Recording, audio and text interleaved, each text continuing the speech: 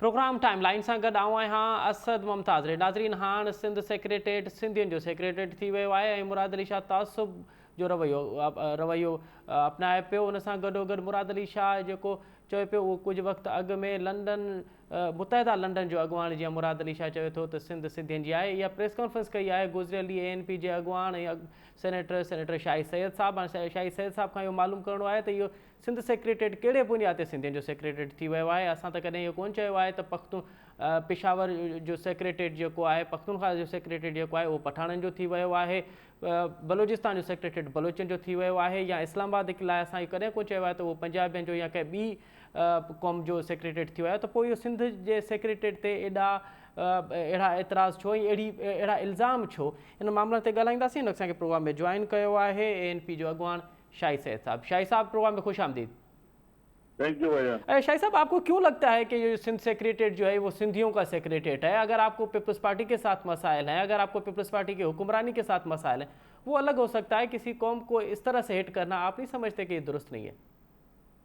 बिल्कुल ये गलत बात है और ये मेरे ख्याल में कि टाइपिंग मिस्टेक हो सकता है या कोई ऐसी हो सकती है, क्योंकि मैंने जो चीज पढ़ा लिखा है या जो बताया है जी, मकसद इससे पीपल पार्टी सेक्रेटेरिएट है। बुनियादी चीज जो कहना था, क्योंकि ये सिंध सेक्रेटेरिएट तो सिंधियों का होगा, पख्तूनों का होगा, पंजाब का होगा, वो तो कभी ये तो हमें तस्वर ही नहीं किया। सिंध सिंधियों का है, अल्लाह उनके बच्चों का नसीब करे जी। हमें कभी इसमें इतराज नहीं सिंधियों का है। सिंधी तो हमसे ज्यादा तकलीफ में है, क्योंकि अगर आपने हमारे प्रेस में देखा होगा तो इसमें हमने तो सिंध में जो लोग मुतासर है तैराब वाले, उसके लिए भी हमें आवाज उठाया कि उनको खाली फोटो सेक्शन हो रहा है। ये मेरे ख्याल में मिस्टेक है, गलती है, ऐसा नहीं है। नहीं, आप ये मिस्टेक, टाइपिंग मिस्टेक कैसी हो सकती है? आपके साथ आपने प्रेस कॉन्फ्रेंस की, आपने वो लिख के पढ़ा और फिर जब सवाल किया गया आपसे तो आपने दोबारा यही कहा कि मैं ये कह रहा हूँ कि सिंध सेक्रेटेरिएट जो है, सिंध सेक्रेटेरिएट सिंधियों का सेक्रेटेरिएट है। नहीं, मकसद उसका पीपल पार्टी है। सीधी बात है कि उसका मकसद पीपल पार्टी है, हरगिज़ ऐसा नहीं है। सिंध सेक्रेटेरिएट सिंधियों को नहीं होगा तो किसका होगा? तो आप इस बात से आप जो कह रहे हैं कि ये गलती हुई है, तो आप माजरत खा करते हैं सिंधी कौम से? बिल्कुल, हम 100% क्यों नहीं करेंगे। हमारे सिंधी हमारे भाई है, सिंधियों का हक है, हमारा बरमलाई आवाज है सिंधियों के। अल्लाह उनके बच्चों को नसीब करे। तो आप माजरत कर रहे हैं कि अगर किसी की दिल आजारी हुई हम उससे माजरत पाए, 100 माजरत पाए, इसमें क्या बात है? अच्छा, क्योंकि बात जो चीज सही नहीं है, चाहे वो लफ्ज अगर हमारे मुंह से भी निकला तो वो गलत है, गलती हमारी गलती है। और बोले जी। अरे शाह साहब, आपको क्यों, आप एक तरफ तो आप पीपल्स पार्टी की हुक्मरानी पे तनकीद कर रहे हैं और आप ये कह रहे हैं कि जो सिंध सेक्रेटेरिएट है ये पीपल्स पार्टी का सेक्रेटेरिएट बन चुका है। दूसरी तरफ हम देख रहे हैं कि PDM में आप इत्तेहादी हैं, आप वफाकी हुकूमत में इत्तेहादी बने बैठे हैं। तो एक तरफ आप इत्तेहादी हैं, दूसरी तरफ आप तनकीद कर रहे हैं। आप नहीं समझते अगर आपको पीपल्स पार्टी से इतराज़ है तो फिर आपको इत्तेहाद में वो बात करनी चाहिए?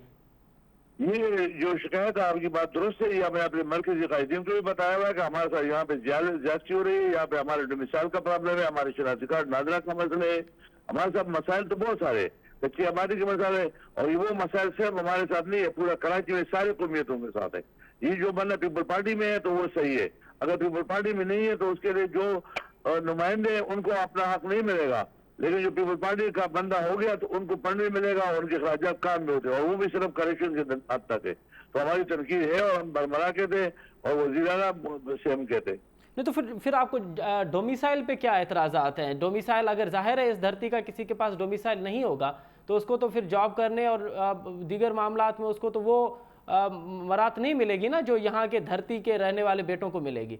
बिल्कुल, इसमें कोई शक नहीं। लेकिन जो बंदा इधर आके 5 साल 10 साल से रहे या 40 साल से रहे तो डोमिसाइल के लिए कि जो बंदा 3 साल तक जहाँ पे रहे उसका डोमिसाइल बन जाता है। डोमिसाइल का नादरा से कोई वास्ता नहीं है। नादरा से ये वास्ता है, शनाख्ती कार्ड तो एक मतलब अलॉट होता है। नादरा की स्कीम में जो बंदा है उनका कोड जो मिलेगा एक कहीं से मिलेगा। एक बंदा सिंधी है, अब अगर सिंध में एक बंदा है शनाख्ती कार्ड उसका बना और वो जाके इस्लामाबाद में जाए या पंजाब में चला जाए या खैबर पख्तूनख्वा में जाए और वहाँ पे 10 और 15 साल रहेगा तो क्या उसके बच्चे को एजुकेशन नहीं मिलेगा?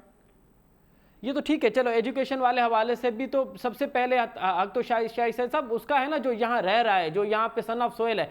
सिंधियों को पहले भी ये शिकायत रही है।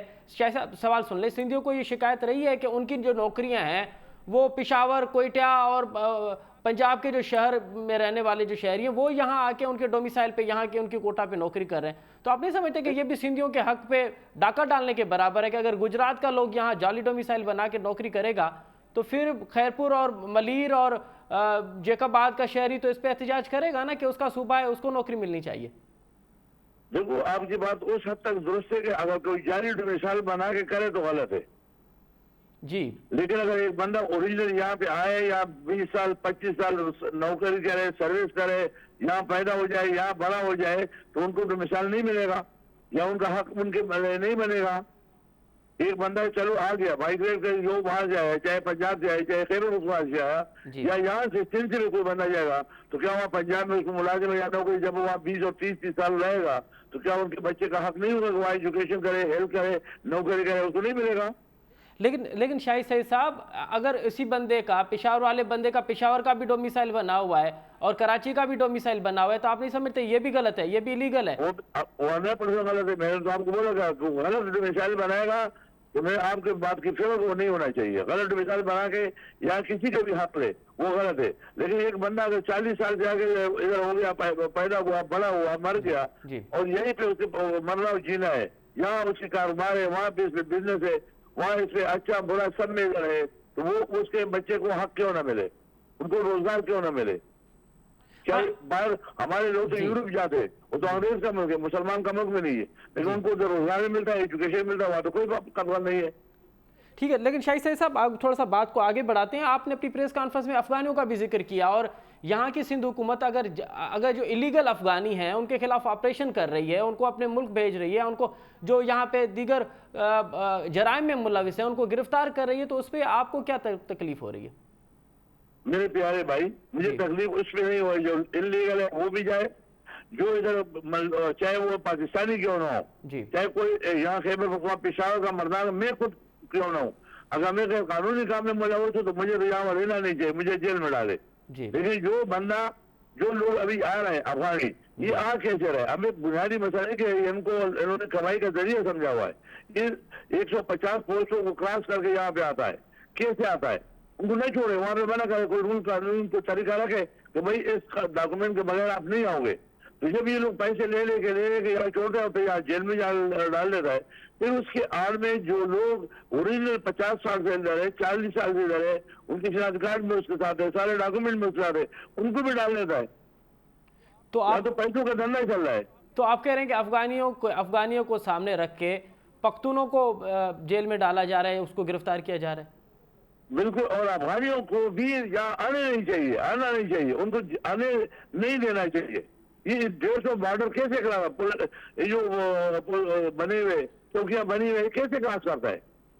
उनसे पैसे लेके आता है ना, पैसे करना और यहाँ आके पकड़ के फिर वापस करता है, उस चमन में जाके बॉर्डर भिजोता है, वहां से फिर वापस आ जाता है पैसे लेके। ये क्या धंधा शुरू किया है? ठीक है। और फिर इसमें औरतें, बच्चे होते हैं, मासूम बच्चे होते हैं जिनके पास खाने को पैसे नहीं होते, 100 रुपये उनकी जेब में नहीं होता है और उनको जाके जेल में डाल देता है।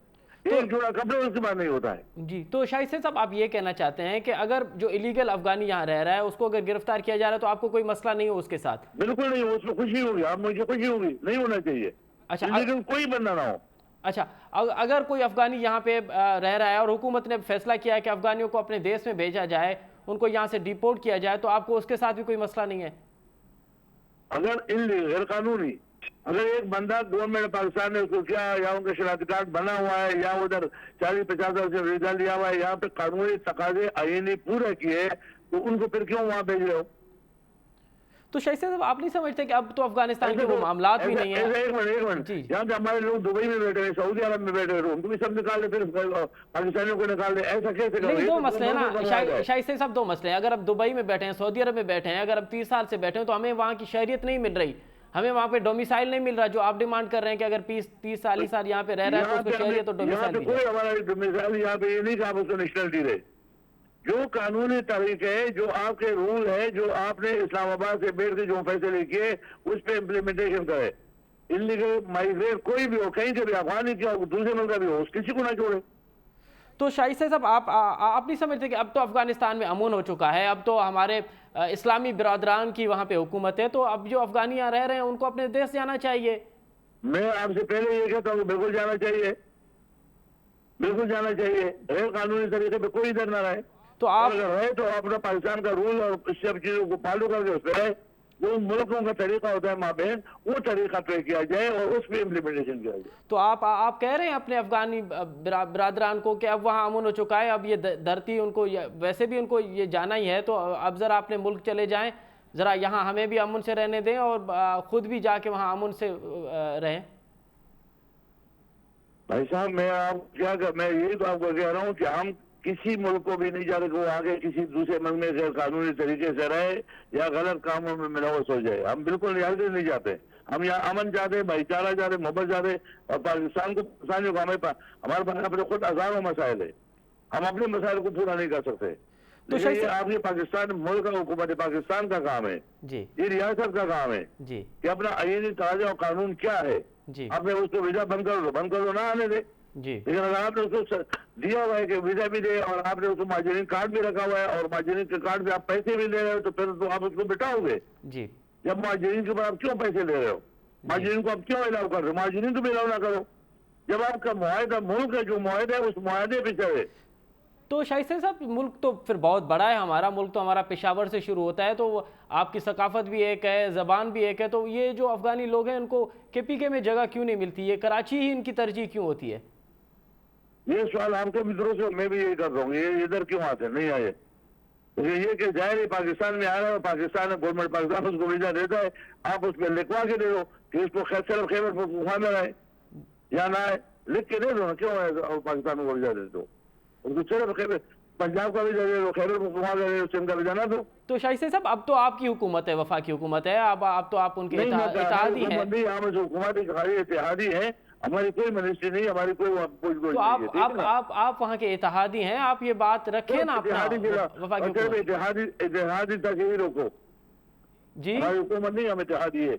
तो आप इत्तेहादी हैं, वहाँ पे ये बात रखें ना कि यहाँ पे जो अफगानी आ रहे हैं उसके साथ पख्तूनों के साथ भी मसाइल हो रहे हैं, उनको सामने रखते हुए, और फिर हमारे शहर की जो डेमोग्राफी है वो भी ख़राब हो रही है। पूरा अगर अफगानिस्तान यहाँ आ गया या दीगर मुल्कों के शहरी जिस तरीके से तेज़ी से आ रहे हैं, या तो ना सिर्फ कराची, बाकी सिंध जो है उसकी भी डेमोग्राफी चेंज हो रही है, तो इसको या तो KPK में रखा जाए या उनको ना आने दिया जाए। ये आपकी आवाज़ अभी पहुँच गई ना, वो लोग सुन रहे हैं। ठीक है। अच्छा शाहिद साहब, आप अब क्या कहेंगे कि ये कुछ महीने पहले भी हमने देखा कि सिंधियों और पख्तूनों को अफगानियों की वजह से थोड़ा सा मसाइल हुए और उसके बाद आपने और दीगर कौम परस्तों ने बड़ा अच्छा किरदार अदा किया कि वो मामला ठहर गया। अब आपकी ये जो प्रेस कॉन्फ्रेंस है ये एक बार तो फिर कंट्रोवर्शियल हो गई है, तो आप सिंधियों भाइयों से क्या कहेंगे इस प्रेस कॉन्फ्रेंस में जो गलतियाँ हुई हैं उसको नज़रअंदाज कैसे किया जाए? देखो, मैंने जिस बात से आपने को नोट किया था वो गलत था, हमने उसमें माजरत की। इसके अलावा जो है सिंधियों का सबसे पहले हक है इस सूबे पे, उनके बच्चे का हक है, उनको एजुकेशन भी मिलना चाहिए, उनको खाना भी मिलना चाहिए, रहाइश भी मिलना चाहिए, उनके रोड भी सही होने चाहिए, उनको सर अभी जैसे सैलाब मुतासिरीन है उसमें भी सबको मिल करके उनकी मदद करना चाहिए। वहाँ जो जुल्म है या ज्यादती है, पानी में 3-3 महीने लोगों को हो गए, दवाई मेडिकल नहीं है, या वैसे भी सरकारी अस्पताल कराची में भी नहीं है, तो प्रॉब्लम तो पूरा सूबे में है। हम ये चाह रहे कि खुदा करप्शन रोक दे और इस करप्शन को कम करे, न करे, और यहाँ के लोगों को फैसिलिटेट करे। तो जो सिंध तो कमाता है, कराची के तो अर्निंग है, पैसा तो कमाए हुआ बैठा है, लेकिन लगाता नहीं है कराची पे, और इसके साथ सिंध भी बर्बाद है। सिंध को मैं कोई खुशहाल तो नहीं बोला कि सिंधी यहाँ कोई आबाद है या कोई सिंध में जहाज उड़ा ली, सिंधी हमसे ज्यादा मुफलिस है, ज्यादा मासूम है। बहुत शुक्रिया शाहिद साहब, आपने हमें वक्त दिया और आपने इस बात का एतराफ़ भी किया और आपने माजरत भी की कि कल जो प्रेस कॉन्फ्रेंस में गलतियां हुई हैं। PTI जो लॉन्ग मार्च अॼु वज़ीराबाद खां ॿीहर शुरू थियो आहे। लॉन्ग मार्च के वीडियो लिंक ज़रिए ख़िताब कंदे इमरान ख़ान चयो आहे त ही लॉन्ग मार्च इस्लामाबाद ते पंहिंजी मंज़िल ते पहुचंदो। हाणे लॉन्ग मार्च कॾहिं बि रुकंदो कोन, बल्कि पहिरियां खां वधीक माण्हू इन में शामिल थींदा। हाणे असां ॾिठोसीं त जॾहिं FIR वारो मामिलो थियो, यानी इमरान ख़ान ते हमले खां पोइ जॾहिं FIR वारो मामिलो थियो, तो उन ते गुज़िरियल ॾींहुं वज़ीर आज़म पाकिस्तान जनाब शहबाज शरीफ़ी चीफ जस्टिस के ख़त लिखी चयो त उन मामले ते जुडिशल कमीशन जोड़ी वञे, बल्कि जुडिशल कमीशन में सुप्रीम कोर्ट जा हाज़िर सर्विस के जजन उहे सभु जा सभु शामिल कया वञनि। PTI जी भी इहा डिमांड हुई त जुडिशल कमीशन जोड़ी वञे। हाणे हुकूमत भी चए थी जुडिशल कमीशन जोड़ी वञे, त पोइ उन में रुकावटूं कहिड़ियूं आहिनि। ऐं लॉन्ग मार्च जो हींअर जेको लॉन्ग मार्च थिए थो पियो, त उन ॿिया मुतालबा उहे साॻा ई हूंदा, त उहे जेसिताईं अर्ली इलेक्शन्स नथियूं थियनि तेसिताईं उहे लॉन्ग मार्च जो मुतालबा साॻा ई हूंदा, या हींअर दफ़े इन लॉन्ग मार्च में मुतालबनि में भी तब्दीली आई है। इन मामलनि ते तफ़सीली ॻाल्हाईंदासीं। इन असांखे प्रोग्राम में जॉइन कयो आहे हाजी मुज़फ़र शुजरा साहब, पाण तहरीक इंसाफ़ जा मरकज़ी अॻवान आहिनि, अॻूणा सूबाई वज़ीर आहिनि, सिंध असैम्बली जा मेंबर रहिया आहिनि, ऐं उन सां गॾोगॾु असांखे जॉइन कंदो पीपल्स पार्टी जो अॻवान नवाब वसाण साहिबु। हाजी मुज़फ़र शुजा साहिबु, अव्हां खां प्रोग्राम जो आगाज़ पिया कयूं। सर, अव्हां जी डिमांड हुई जॾहिं हमिलो थियो त जुडिशल कमीशन जोड़ी वञे ऐं FIR वारो मामिलो, त हींअर त हुकूमत बि चवे थी पई, हुकूमत खे बाज़ाब्ता तौर ते चीफ जस्टिस खे ख़त लिखियो आहे त हिन मामले ते जुडिशल कमीशन जोड़ियो, त पोइ मां छा था सम्झो त पोइ रुकावटूं कहिड़ियूं आहिनि जुडिशल कमीशन जो न जोड़ण ते? ख़बर ई कोन्हे त कीअं ॻाल्हाइबो आहे, ॻाल्हाईंदा हिकु न कंदा ॿियो आहिनि। अच्छा, इन करे हिननि चयो था त जुडिशल कमीशन जोड़ी वञे प्राइम मिनिस्टर, लेकिन असांखे एतबार कोन्हे त हीअ को जोड़ींदा। जी इन करे देरि पई थिए। जेकॾहिं ईअं आहे त पोइ चीफ जस्टिस साहिब खे कहिड़ी रुकावट आहे जो हिन महिल ताईं कमीशन नथो जोड़े। जी सर, चीफ जस्टिस साहिब खे जोड़णु खपे इहा कमेटी, ऐं ॾिसणु खपे त बाबा इहो जेको हमिलो थियो आहे कंहिं करायो आहे, केरु मुनवस आहे, ऐं हुनखे कफ़ेर किरदार तक पहुचाए वञे। ईअं त कोन्ह थींदो त बसि जीअं हिननि सिर्फ़ु ज़बानी जमा ख़त करे बसि असां चयोसीं कमीशन क़ाइमु कयो, असांजो ॿार लही वियो। जी ॿार त कॾहिं कोन्ह लहंदो, असां त हिनखे कोन्ह छॾींदासीं। आख़िरी दम ताईं हिननि खे कूड़े खे पंहिंजे घर ते पहुचाए पोइ छॾींदासीं। हिननि जो मक़सदु इहो आहे त हिकु तरफ़ कूड़ ॻाल्हाइनि ऐं अवाम खे ॿुधाइनि त असां जेके अहिड़ा सचा आहियूं, ऐं ॿिए तरफ़ अंदरूनी खाने साॻियो उहे भुतां पिया हणनि त भई कंहिं नमूने इमरान ख़ान खे फसायो, कंहिं नमूने इमरान ख़ान खे फसायो। लेकिन हाणे उहो वक़्तु गुज़री चुको आहे, हाणे सॼे अवाम जूं अखियूं खुली चुकियूं आहिनि, ऐं जेकॾहिं ईअं न कंदा त अवाम तव्हां ॾिसजो त इनखे इस्लामाबाद में घिरी करे मोचड़ हणंदो, ऐं उहे अवाम खे कंहिं रोके न सघंदो। असां त हिननि खे यको ढिल ॾिनी आहे। इमरान ख़ान ॾिसो कल्ह टियों ॾींहुं बि चयो हाणे त अङार थींदी, वरी अरबाद थी, हाणे हिकु ॾींहुं असां डिले कयोसीं। असां चयूं था भई तव्हां अफ़वाह तफ़हीम सां इस्तीफ़ा ॾेई वञो ऐं इलेक्शन जो ऐलान कयो। इलेक्शन जो ऐलान कयो त असां ॻाल्हाइण लाइ तयार आहियूं, लेकिन हू सिर्फ़ु पंहिंजी हद धर्मी लाइ न शुजा साहिब कतई कलामी माफ़, पर अव्हां जॾहिं अर्ली इलेक्शन जी ॻाल्हि कयो था पिया, उहो कहिड़े बुनियाद ते ऐं इस्तीफ़ा इलेक्टेड हुकूमत आहे, इस्तीफ़ा छो ॾे? इलेक्टेड उहा हूंदी आहे जंहिंखे अवाम इलेक्ट करे न। हिननि त पैसनि ते ख़रीद कयो, माण्हुनि खे पैसनि ते माण्हुनि खे ख़रीद करे हुकूमत ठाही आहे। इहा केरु तस्लीम कंदो हिननि खे? सर पैसनि ते कीअं? सर पैसनि ते कीअं? हुन में त जेके इतिहादी आहिनि उन्हनि जा ई क़ौमी असेंबली जा मेंबर उन्हनि वज़ीर आज़म खे वोट ॾिनो आहे। उन में त हिकिड़ो बि मेंबर अहिड़ो न आहे जेको ॿी पार्टी जो वोट हुजे, अव्हां जी पार्टी जो वोट हुजे। साईं ॻाल्हि ॿुधो, पोइ बि इन्हनि पंहिंजनि मेंबरनि खे ॿियनि खे सभिनी खे पैसा ॾेई करे इहा जेका असांजे ख़िलाफ़ रिथ आंदी वई, इहा ग़लति तरीक़े सां आंदी वई आहे। इन करे असां हिन जे ख़िलाफ़ आहियूं न। असां इन करे हीअ जेका लॉन्ग मार्च कई आहे छॾे लाइ कई अथव। असां इहो चऊं था, असां चऊं था त भई हिते साफ़ ऐं शफ़ाफ़ इलेक्शन थियनि ऐं मुल्क असांजो आज़ादु थिए तसलत खां। तव्हां ॾिसो न, पहिरियों बेनज़ीर साहिब खे अलाह साईं हुनखे जन्नत में जॻह ॾे, हुनखे शहीद कराए छॾियऊं। भुट्टो साहिब खे माराए छॾियऊं। कंहिं माण्हू बिड़क बि न कई, कंहिं माण्हू इहा बि न चयो त भई इहो असांजो ज़ुल्म थियो आहे। ख़ैर भुट्टो साहिब जे वक़्त में असां नंढा हुआसीं त खणी स्ट्राइकूं कंदा हुआसीं ऐं नारा बि लॻाईंदा हुआसीं। पर हीउ जेको हाणे थियो आहे त हाणे उहो वक़्तु कोन्हे पहिरियों वारो। हाणे वक़्तु बदिलजी चुको आहे।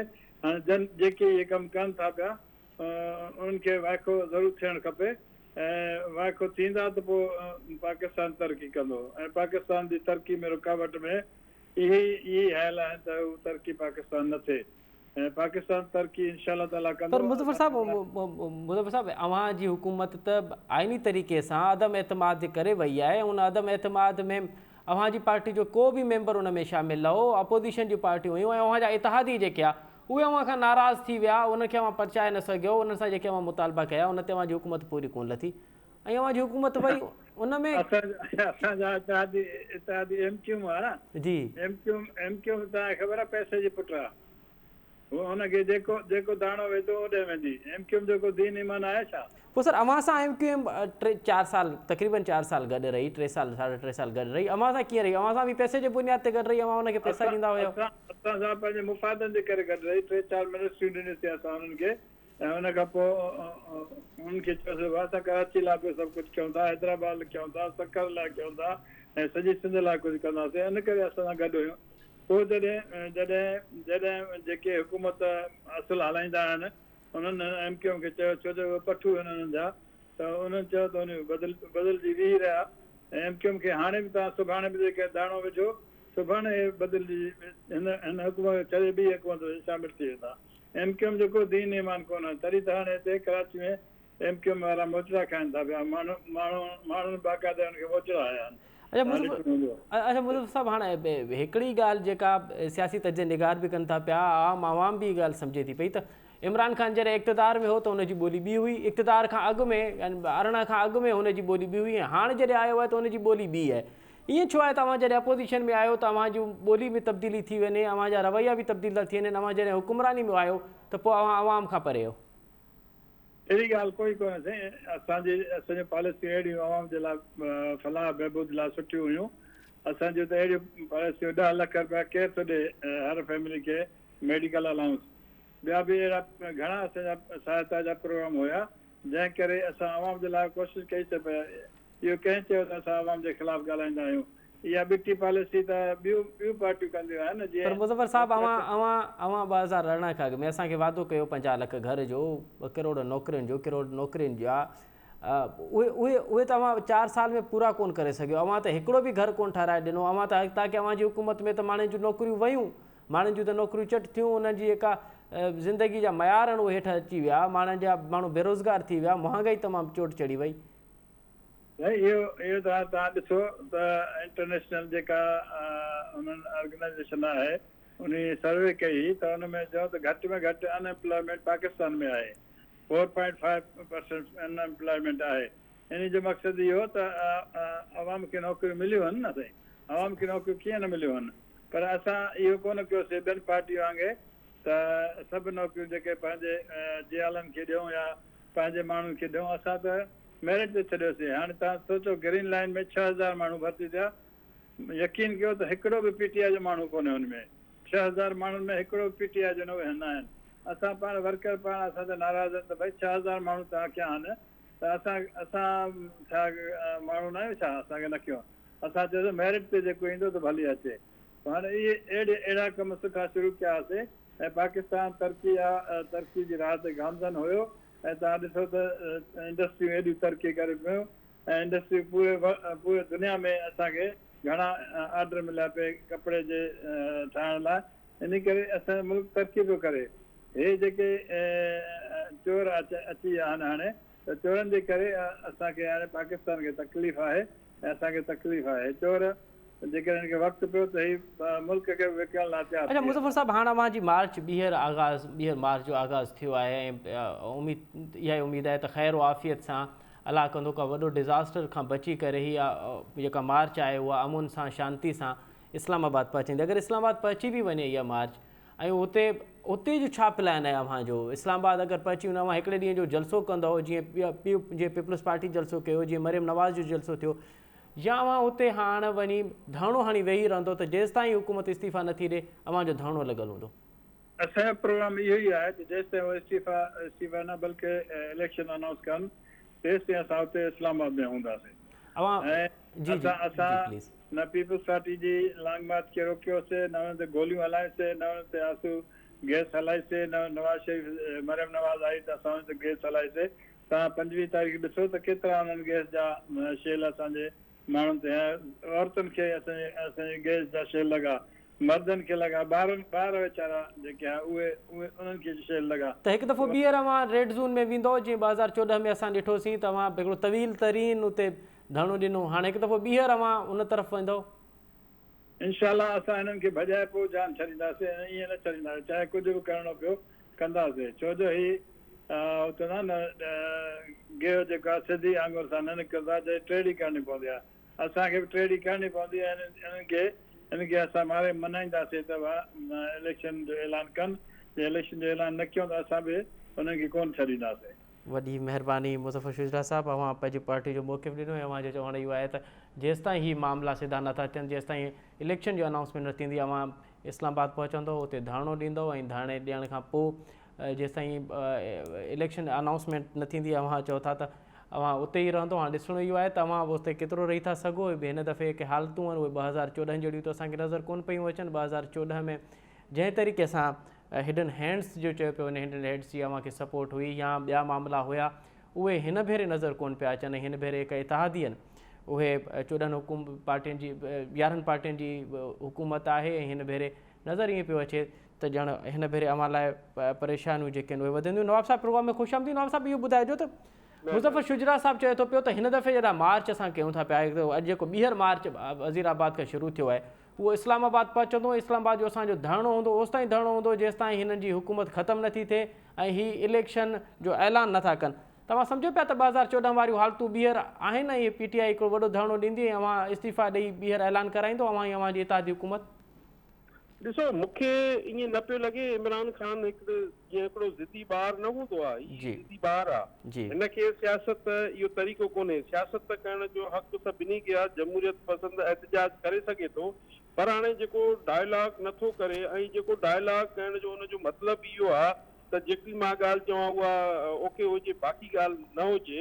हाणे जीअं हीउ चाहे थो त इलेक्शन जो ऐलान ईअं वेहंदो डायलॉग कंदो त उन में जेके शयूं आहिनि उहे इलेक्शन हुजे या ॿियूं शयूं हुजनि उन में डिस्कस थींदियूं। बाक़ी हाणे हे चए त हीअ शइ हीअं करणी आहे त इहो नामुमकिन आहे। हिकिड़े पासे हीअ आहे ऐं ॿिए पासे मुल्क जूं सभु पार्टियूं हिकिड़े पासे आहिनि, त उन में हिनखे सम्झणु घुरिजे हिन वक़्तु मुल्क जी कंडीशन उहा न आहे। मुल्क हिन वक़्तु डिफिकल्ट दौर में गुज़रे पियो ऐं डिफिकल्ट हिन जी सियासत जेको आहे सो असां हिन जी इमरान ख़ान जी सियासत जेको आहे मुल्क जे तबाही तरफ़ वठी वञे पई ऐं हिन जो इहो आहे त जा त मां हुकूमत में जा त केरु न हुकूमत में कोई ॿियो केरु बि अचे। सो हाणे उहा सिचुएशन कोन्हे ऐं हिननि खे सम्झणु घुरिजे त जेकॾहिं मुल्क मज़बूत आहे त असीं सभु मज़बूत आहियूं ऐं मुल्क मज़बूत न आहे त असीं सभु कमज़ोर आहियूं।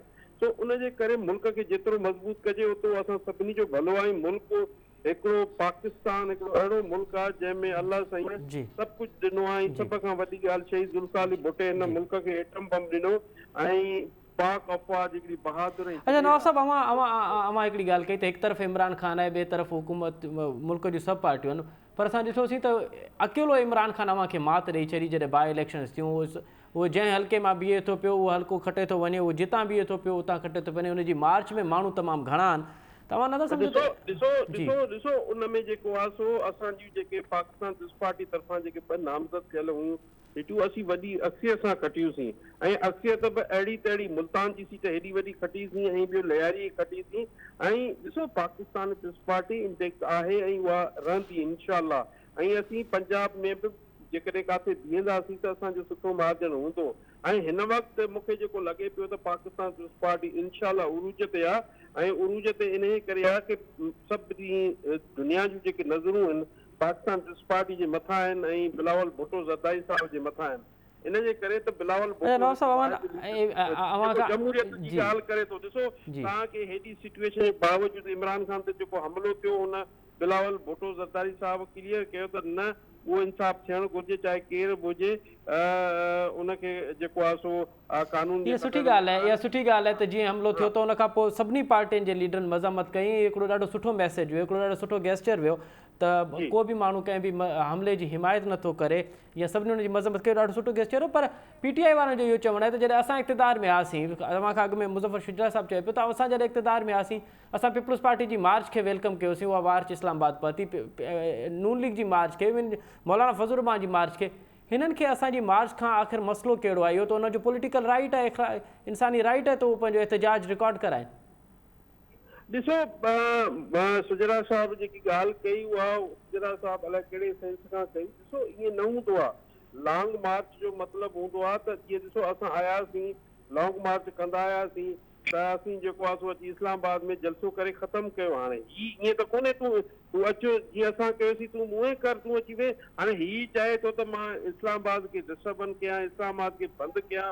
इस्लामाबाद माण्हू ॾिसो त इस्लामाबाद में लखे माण्हू रहनि था। उन्हनि जो पढ़ाई जो मसइलो आहे, खाइण पीअण जो मसइलो आहे। उन्हनि जा जेकॾहिं रोड रस्ता बंदि थींदा त कीअं जेको आहे सो माण्हू अॻिते हलंदा। बीमारियूं आहिनि, एमरजेंसियूं आहिनि, जेके एम्बुलेंस आहिनि उन्हनि खे ॾिसो हिन वक़्तु जेकॾहिं नेशनल हाईवे बंदि आहे त केॾी तकलीफ़ूं आहिनि माण्हुनि खे।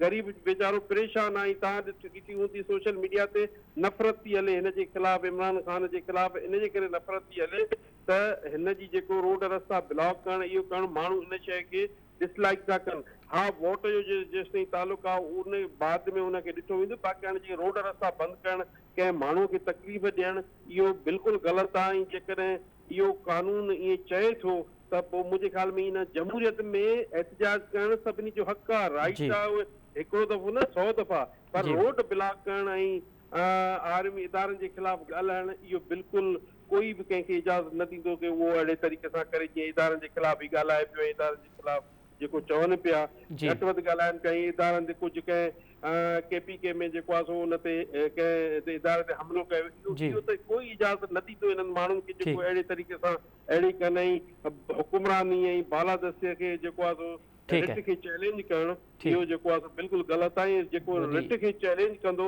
ज़ाहिर कानून हरकत में ईंदो। ऐं ईअं कोन्हे त कानून का शइ नाहे, कानून आहे।